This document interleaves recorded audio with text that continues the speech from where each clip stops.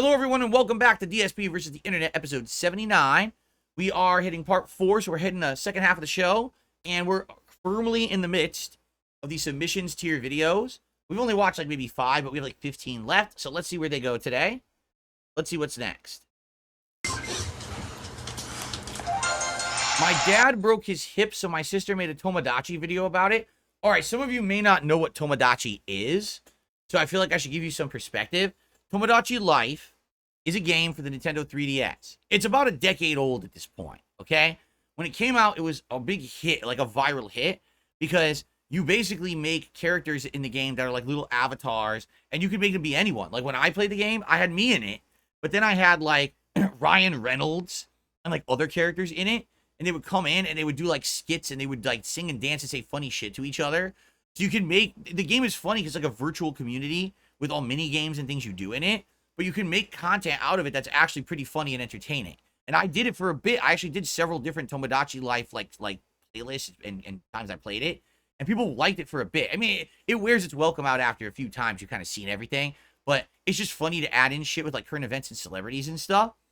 So here we go. Let's see what this one is. Your dad broke his hip. All right, here we go.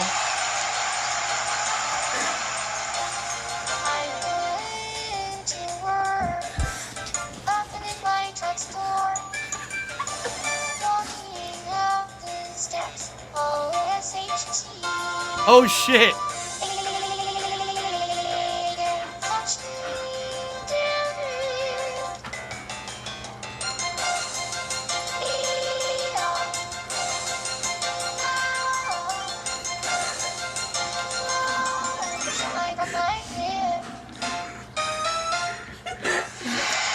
Wow. So that was it. And you could do that with all, all your characters in the game. And I did some stupid ones with like Miley Cyrus and Ryan Reynolds saying like fucked up stuff. It was a different time. 10 years ago was a different time for the content that I made, that's for sure. Anyway, yeah. So if you're ever interested in a really oddball 3DS game, that's definitely one. Although I don't even know, like they don't even really make those games anymore, right? Like you can't, I don't know how you even buy it. It's all outdated. Anyway, okay, let's continue. The Mortuary Assistant official definitive announcement trailer. Okay. Horror game.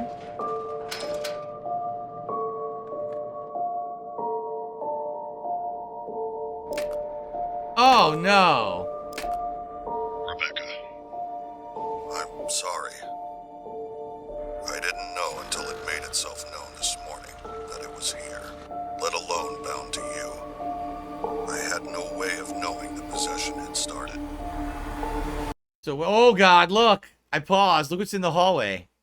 So it starts off like a game, like one of these job simulator games where you have to actually do the job of a mortician. But then something starts to stalk you, it looks like. Look at that thing.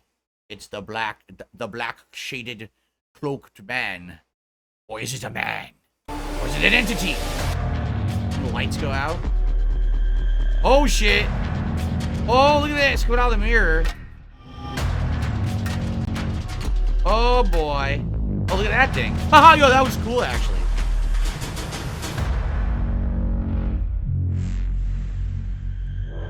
So here's the thing. I like the premise of the game, but it doesn't look very good, right? Like the graphics are kind of shitty. So like the game is creepy. I like the idea of the game. Like it could make a great horror movie, but the graphics look like crap to me.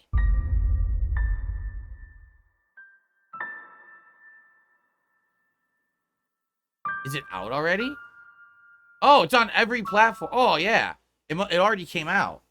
And no wonder it looks like crap because it's massive cross-platform, right? The Mortuary Assistant Definitive Edition. I got to play this in Spooktober. Well, just so you know, because many of you are newcomers to my content. So thank you. Anyone who's a newcomer, welcome. And thank you so very much for being so awesome these last few weeks as you guys have joined me for all my stuff. In October, obviously, I'm usually inundated with a lot of new releases, correct? But if there's any new horror games, I usually play them. And I do a Halloween marathon. On Halloween, all day long, I dress up in costume and I play horror video games or whatever people recommend to me, because I usually let my viewers submit some, recommendations of games. This year, the door's busted open on that. Having a gaming PC, I can literally play any game I want because, you know, they're all on there, right? So that's pretty interesting. I mean, maybe that would be something to do during that day. I usually play each game for like an hour. Now, the one catch this year, Dragon Age, the Dawn Guard is releasing on Halloween.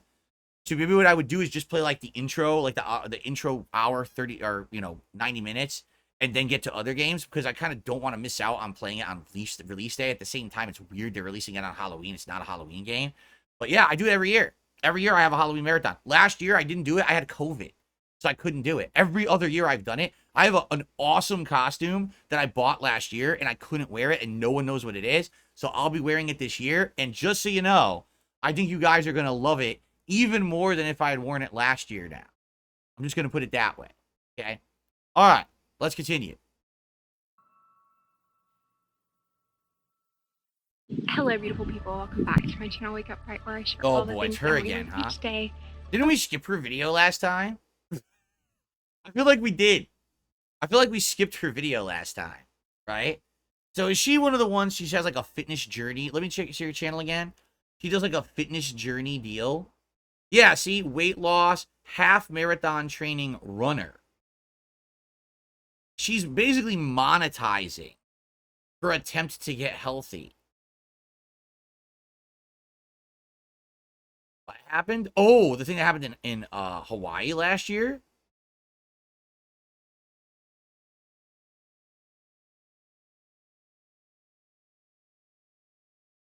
Huh.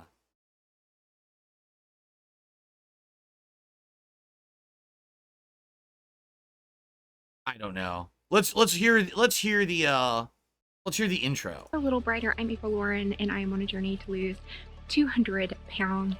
In this video, we were talking about my first half marathon experience.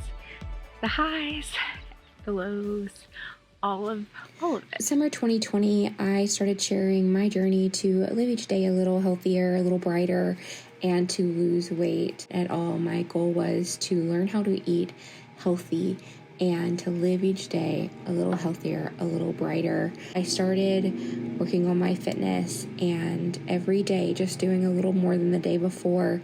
And fall 2022, I ran my first 5K and loved it. So when my husband got surprise orders to Hawaii, I wanted something exciting to focus on. Surprise orders, so he must be military. They must have had to go to Hawaii for a military operation or something. Up for a half marathon. This is the culmination of several months of training and moving preparations and a cross-country road trip. By the time we actually got to Utah, we had one day to acclimate. We got to Utah, celebrated a birthday, and went to sleep, and then we woke up, we had Thursday, and then the next day we were gonna get up early and we were gonna leave. But that is not quite how it happened. Happy marathon vlog, half marathon. We're not having the best of times. It's way past time to head back down to Moab. So we came through Moab on our way to my sister-in-law's. Now it's time to go back, and my husband is sick. We believe he's got some food poisoning. I just had food poisoning a couple weeks ago. It was not a fun time. I'm waiting on my sister-in-law. She's gonna go down with me so that way I'm not alone. I mean, I'm gonna be honest, it's just boring, right? Maybe if you're like, you follow this woman and you're inspired by her fitness journey and you like her personality, but like, I'm very bored. I don't know about you guys, like nothing here is interesting to me. I don't really care about her running a half marathon. I don't care that her husband got food poisoning. I just don't care, right? It's not the most riveting stuff. You know, I'm not trying to insult her. If you guys like her or whatever, I get it. But like, this would be like me, someone who knows nothing about me at all of a sudden tuning into one of my streams and I'm telling you a story about, I don't know, my toilet broke. That interesting? You don't even know who I am, right? So, you know, again, if you're into blogging or whatever of this woman, you probably like it, but I don't think this works for the format of the show because like, there's nothing happening here. Your husband got food poisoning. I'm so sorry for you, but it doesn't really affect me. I don't really care, right? So I think we're just gonna go to the next video. I'm pretty bored. Okay. Good people, I'm Dmitry. Ever wonder how many keyboard size types exist and why? Today we're gonna discuss each size type, why they're awesome or maybe not, so you can buy the right keyboard next. I've never given a crap about keyboard size. When I was younger, I liked keyboards that had the auto rests. Some of them had the really nice rests for your wrists built into the keyboard. I really liked that feel to them. Today, all my keyboards, like these two keyboards I have here, are wireless. I have a very ancient Hewlett-Packard wireless keyboard here that basically is so worn out. I'm not even kidding you. The keys, some of them don't have symbols on them anymore because I used it for over a decade. So it doesn't have any key markings anymore. This is the one that I used on my PC for over there for a decade. Now I'm using it to control my new gaming PC. Okay? So that's like a standard size. You got your keyboard, then you got your number pad and all of that all onto one piece. This one is a mini keyboard. It's much smaller. And this is a wireless keyboard that I've owned since I lived in Connecticut. I used this back in the day in Connecticut to wirelessly control my old PCs that I used to record with a camera. So this one's probably, I'm not kidding, probably about 15 years old, and I still use it to this day. Notably, the markings are still on it. They never wore off, but it has issues where it desyncs sometimes. It's kind of annoying. This one doesn't have the number pad. So that's why it's smaller. It's literally the size of this one without a number pad. See? It's like it fits into that slot, but it doesn't have a number pad. And then I have a much larger keyboard over there now on that desktop setup. But that's the desktop that I use to stream, record, and edit clips and put stuff on YouTube. That's a giant one because that one came with my old 10-year-old PC. It's not like top of the line, but it's meant to be like a discount gaming keyboard. So it's got like a feel to the buttons that's kind of like a smooth feel and stuff. And that one's really, really wide, okay? Those are three keyboards I have today, but none of them were purchased for comfort or they're just like utility. I just need to use a keyboard, right? So I wonder what he's going to show us. By the way, this new set you can see here, big thanks to This Is E, check him out over here. He's the good people fella. And to make this fun, every time you hear me say keyboard, you gotta do a push-up. Meet the Viper VP4300, PCIe M.2, Gen 4x4 SSD, 100% keyboard or a full-size keyboard. Full-size keyboard. Full number pad, home cluster, F keys up top, arrow keys, and etc. The main advantage of this size to me are the options. It is by far the most popular keyboard size and probably the most sold too. It's great for data entry because of the numpad, especially for keyboards that have the numpad on the left side. There's so much variety in design, and if you're looking for that unique features, interesting designs, they generally come to full-size keyboards first. Right. This may include digital dials or detachable macro clusters, insanely high polling rates, USB and audio pass-throughs, proximity sensors for illumination, and every switch in existence you can imagine is most likely available. Also, most people don't realize this, but it's not just about your computer, it's also about what you're using when you're playing a game. Like, for example, when I was using, different kinds of joysticks, I can definitely tell the difference in reaction when I'm pushing a button, when I'm using my joystick to do something in Street Fighter. With gamepads, they all have built-in input delay. They do. Now, they're lessened depending on how you're playing. If it's wireless, if there's a wired connection, etc., etc. But if you want to get the absolute best gaming experience, you need to get a wired keyboard, right? That has, what do they call it? The lowest polling rate or whatever. So basically, like the moment you're touching the keys, it gives you a reaction. So for FPS games, that's really what you want. If you're a really competitive FPS player, you don't want to play on pad. You want a keyboard and mouse. I 100% attest to that. I used to play on keyboard and mouse all the time back in the day before I became a console gamer, and I loved it. It felt so good. And then basically when I became a YouTuber, I kind of became a console gamer, and then I just adapted to playing on pad. So it's weird because when Call of Duty Black Ops 6 comes out, I am going to be using this pad to play it, well knowing that the people who I'm playing will probably have an advantage over me because they'll be using mouse and keyboard. But currently, I don't have a setup that I could use a mouse and keyboard. I would need a way to do that. I don't have anywhere to do that right now.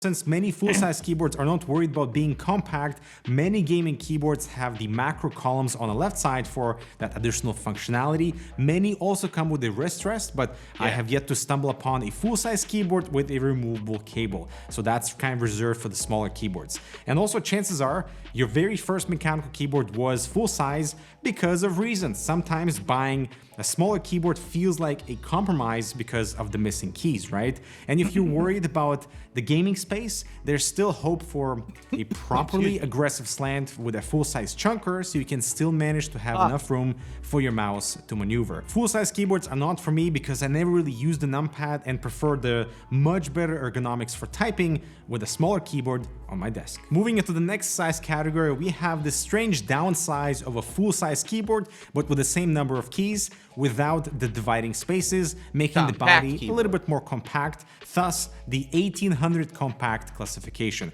It offers all the same advantages of a standard full-size keyboard, but just with a slightly less chunky frame. This is the version where all the keys are in the same row, offering... New Gene says, how do you use your mouse when you're gaming? Do you use your thumb to press the left button? No.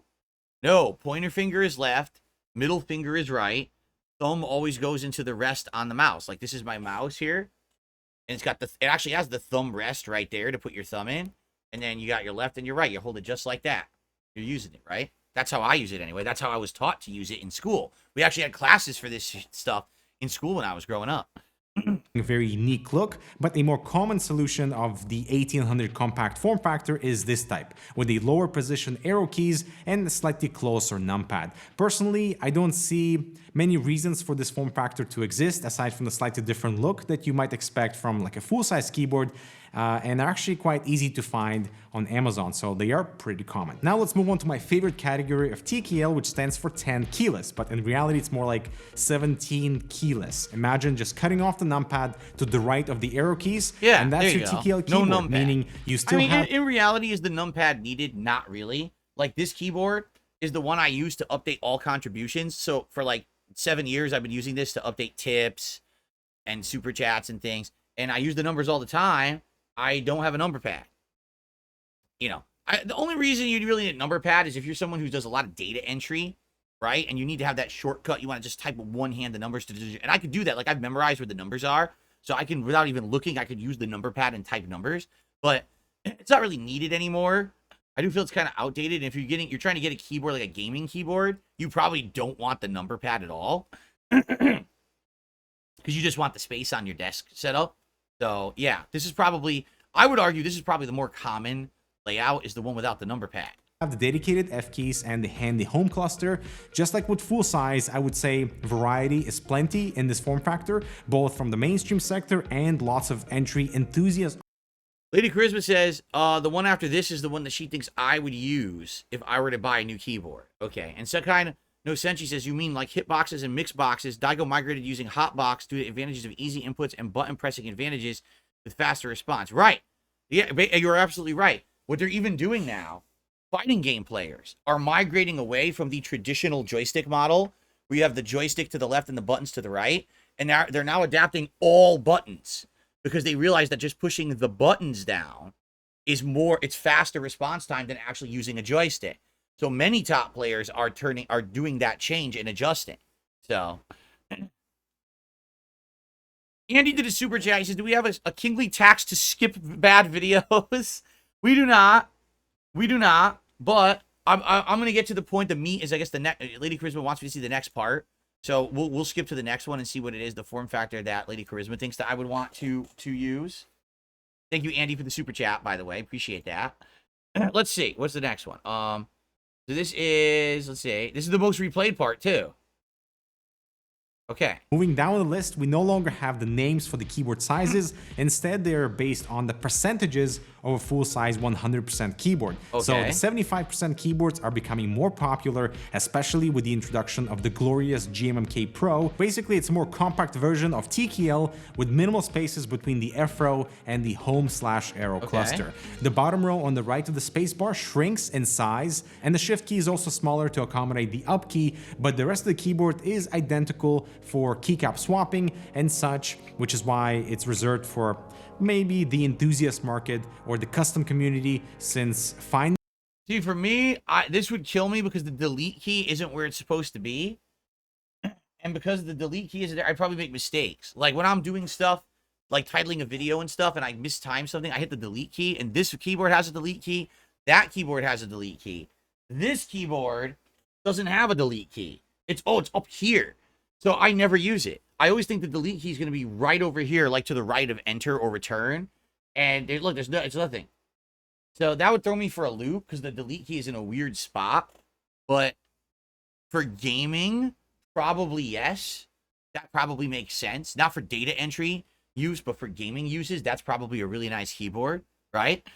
Finding keycap replacements for a 75% body is a bit more challenging. Generally, it's not as common as TKL, but functionally it serves basically the same purpose of being compact without losing your F-row, without losing the home cluster or the arrow keys, but it might not be your style visually because how close the keycaps are to each other, and that's where the 80% layout comes in, which has all the same keys and basically an identical layout as the 75% keyboard, but the function row is separated from the numbers row. The only difference is the function row is higher up, so you can break it out. I see. Gotcha. The function row is broken out on this one. Maybe this is 80% then, because this does have a separate function row. Maybe this is the 80% keyboard model. All right, it was a fascinating video, but let's move on. Let's go to another one before people, you know, tar and feather me here for watching it too long. From accidentally giving away their entire life savings to... Oh, this is pretty good. This is going to be a good one. A video of YouTubers who have gone broke. Let's go ahead and split the part, actually, because we're already 20 minutes into this part. So this is a good place to split the part because this is going to be a longer one, right? So thank you guys for watching here live. Thanks for those who are watching on demand. I hope you're enjoying. When we come back, the dumbest YouTubers who went broke is the next part of DSP versus the internet. I'll see you in part 5. Wait, I need to stop the recording. I'll see you in part 5.